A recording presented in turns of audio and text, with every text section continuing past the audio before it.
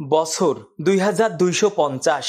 বিশ্বে মানুষ oh robot একসাথে বসবাস করে। রায়া নামের এক কিশোরী বিজ্ঞানী একটি রোবট বানায়, নাম দেয় সোফো। সোফো ছিল বাড়ির সহায়ক, কিন্তু ধীরে ধীরে সে রায়ার কাছ থেকে শেখে ভালোবাসা, যত্ন, সহানুভূতির অর্থ।